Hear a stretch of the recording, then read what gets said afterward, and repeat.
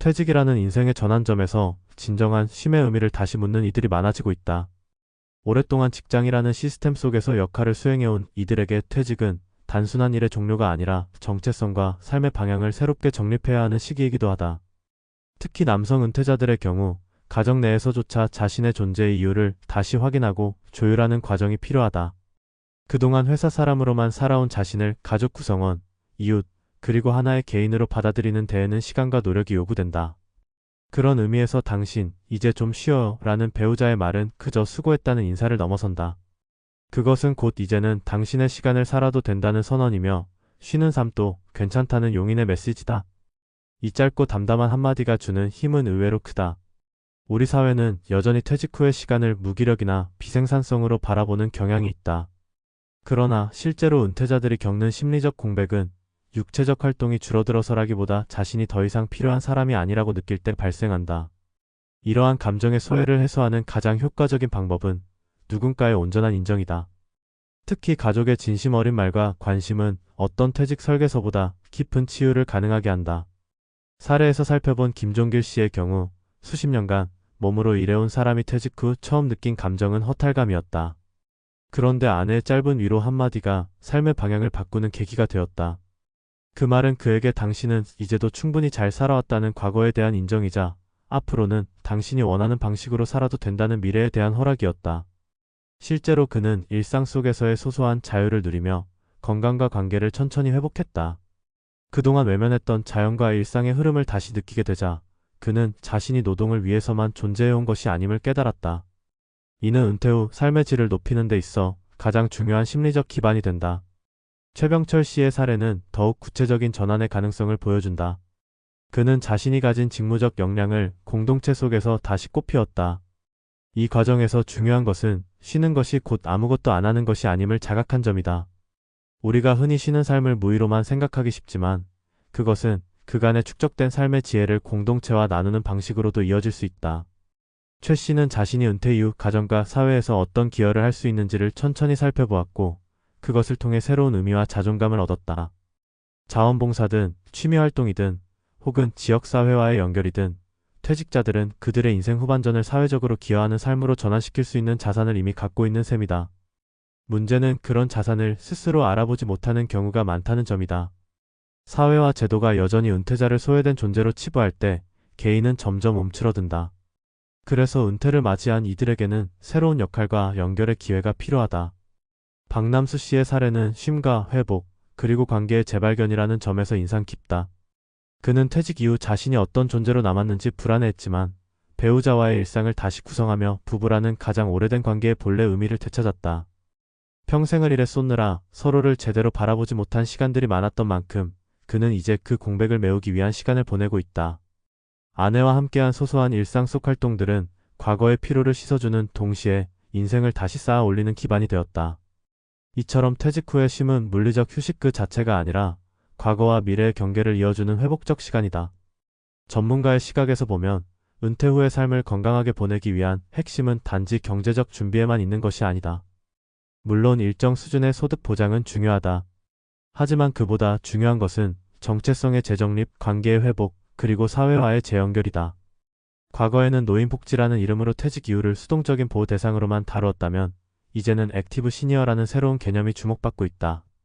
이는 단순히 활동적이라는 의미를 넘어 자신의 경험과 역량을 주체적으로 활용하고 의미 있는 일에 참여하고자 하는 욕구를 반영한 것이다. 특히 고령화가 빠르게 진행되는 한국 사회에서는 퇴직자의 삶을 단순한 소비자가 아니라 능동적인 삶의 주체로 재조명할 필요가 있다. 이를 위해서는 정책과 제도의 뒷받침도 필요하지만 그보다 먼저 가까운 가족과 이웃의 역할이 중요하다. 당신 이제 좀 쉬어요 라는 말이 힘을 가지려면 그 말 뒤에 따르는 행동도 함께 해야 한다. 아침 식사 후 나누는 짧은 대화, 함께 걷는 산책길, 또는 관심을 갖고 건네는 조언 한마디. 이런 작고 진심 어린 순간들이 퇴직자에게는 세상과 다시 연결되는 다리가 된다. 결국 우리는 모두 누군가에게 필요하고 의미 있는 존재로 남고 싶어 한다. 퇴직은 그 존재 가치를 새롭게 정립하는 기회일 수 있다. 이때 필요한 것은 무엇보다도 쉼의 권리를 인정하는 사회적 분위기다. 일을 하지 않는다고 무가치한 것이 아니며 무언가를 성취하지 않아도 충분히 존중받아야 할 인생이 있다는 것을 사회 전체가 공감해야 한다. 퇴직 후의 삶은 단절이 아닌 순환의 일부이고 그것이 지속 가능한 사회를 만드는 기초가 된다. 우리는 이제 질문을 바꿔야 한다. 퇴직 후 무엇을 할 것인가가 아니라 퇴직 후 어떻게 살아갈 것인가로. 그리고 그 답은 결코 멀리 있지 않다. 가장 가까운 사람의 따뜻한 한마디에서 시작될 수 있다는 사실을 우리는 새 사례를 통해 확인할 수 있었다. 그렇기에 지금도 어디선가 퇴직을 앞둔 혹은 막 마주한 이들이 있다면 그들에게 전할 수 있는 말은 이토록 간단하다. 당신 이제 좀 쉬어요. 그리고 당신이 진짜 원하는 삶을 지금부터 시작해요. 쉼이라는 단어는 그 자체로 아름답지만 동시에 낯설기도 하다. 특히 오랜 시간 직장과 일터에 몸을 맡긴 이들에게 쉼은 낯선 감정이고 어색한 상태다. 많은 퇴직자들이 퇴직 직후 가장 먼저 마주하는 감정은 허무함과 불안함이다. 자신이 속했던 조직의 논리 안에서는 분명 필요한 사람이었고 역할이 있었지만 퇴직과 동시에 그 모든 것들이 단절되기 때문이다. 자신이 누군가에게 의미 있는 존재였다는 사실을 증명할 기회마저 사라지고 나면 남는 것은 어딘가에 쓸모없는 존재가 된 듯한 느낌뿐이다. 이때 필요한 것은 새로운 스펙이나 또 다른 경쟁이 아니다. 오히려 진정한 쉼을 배워야 하고 그 쉼을 통해 자기 자신을 다시 바라보는 시간이 필요하다. 앞선 사례들처럼 배우자의 한마디가 전환의 열쇠가 되는 이유는 그 말 속에 단순한 동의나 위로가 아니라 진심 어린 인정과 연대의 마음이 담겨있기 때문이다. 당신 이제 좀 쉬어 라는 말은 지금까지의 고생에 대한 보상인 동시에 앞으로의 삶에 대해 다른 형태의 존재 방식을 허용하는 선언이다. 즉, 일을 하지 않아도 괜찮고 성과를 내지 않아도 괜찮고 매일 분주하지 않아도 괜찮다는 무언의 허락이다. 이것이야말로 우리가 아직 제대로 배워보지 못한 삶의 두 번째 언어다. 문제는 이 언어를 받아들이는 것이 그리 쉽지만은 않다는 점이다. 특히 사회적으로 성공과 역할 중심의 삶을 살아온 이들에게 쉼은 불안과 공허로 느껴질 수 있다. 매일 정해진 시간에 출근하고 수많은 일정을 소화하고 책임을 져왔던 일상이 사라지면 그 자리를 어떤 것으로 채워야 할지 막막해지기 때문이다. 그래서 은퇴 후의 시간을 의미 있게 보내려면 먼저 쉰다는 개념을 재정의해야 하는 작업부터 필요하다. 우리는 오랫동안 쉼을 무의와 동일시해왔다. 그러나 쉼은 단순히 멈추는 것이 아니라 자신을 되돌아보고 삶의 속도를 조절하는 능동적인 행위다. 진정한 쉼은 몸과 마음이 균형을 찾는 시간이며 그 속에서 우리는 새로운 시선으로 삶을 재정렬할 수 있다. 예를 들어 퇴직 이후 산책을 시작한 사람이 있다면 그것은 단순한 걷기 활동이 아니라 내면의 리듬을 찾는 과정일 수 있고 오랫동안 미뤄두었던 취미를 다시 시작하는 것도 자신을 복원하는 중요한 행위가 될 수 있다. 이런 변화는 느리지만 분명하고 특히 타인과의 관계 속에서 그 의미는 더욱 커진다. 은퇴 후 인간관계의 재구성이 중요한 이유는 일터 중심의 관계망이 무너지면서 생기는 고립과 정체성 상실을 막기 위해서다.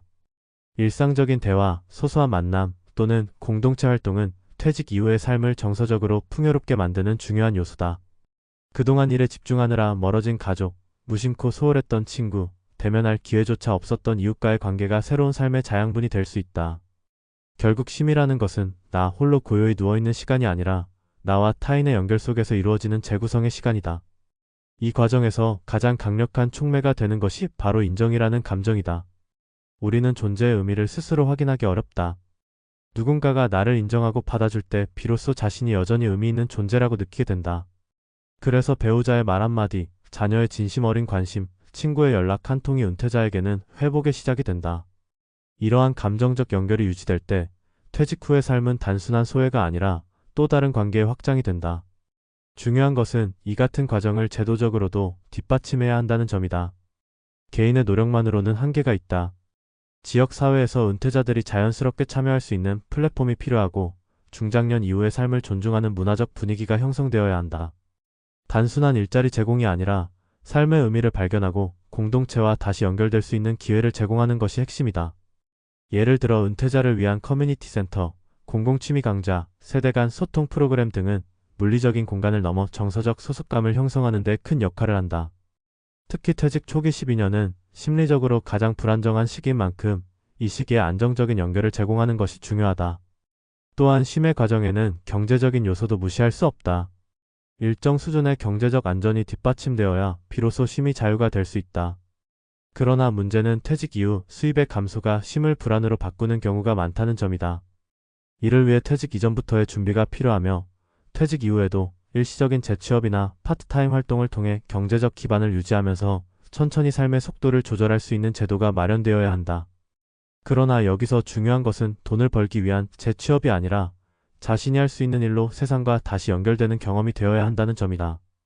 그것이 자원봉사든 취미를 기반으로 한 소소한 활동이든 혹은 자신만의 경험을 나누는 강의든 모든 활동은 자신을 회복하는 통로가 된다. 결국 퇴직 이후의 삶은 단절이 아니라 재조정이다. 그동안 너무 빠르게 달려온 삶의 리듬을 잠시 멈추고 다시 조율하는 시기이며 그 조율은 오히려 새로운 가능성을 만들어낸다. 우리는 이제 퇴직이라는 단어 앞에서 더 이상 끝을 떠올려선 안 된다.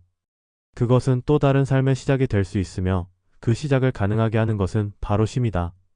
그러나 그 쉼은 스스로에게 허락하는 것이기도 하지만 동시에 누군가의 말 한마디가 있어야 가능한 경우가 많다. 당신 이제 좀 쉬어요. 이 말은 단순한 작별 인사가 아니라 새로운 삶의 문을 여는 열쇠다.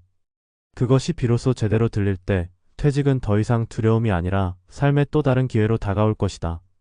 그리고 그 쉼 속에서 사람들은 자신을 다시 만나고 세상을 새롭게 연결하며 삶을 더욱 깊이 있게 살아갈 수 있게 된다.